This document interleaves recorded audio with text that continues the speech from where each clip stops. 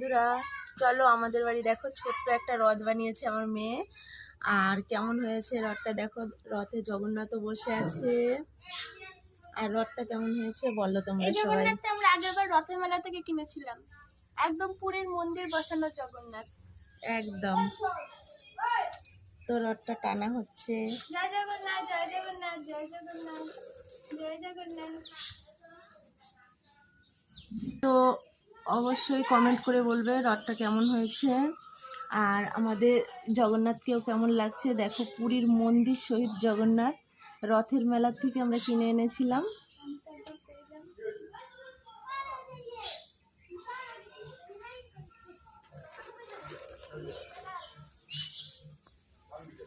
আর এই সামনে জগন্নাথ দেখছো, এটা বানিয়েছে আমার মেয়ে।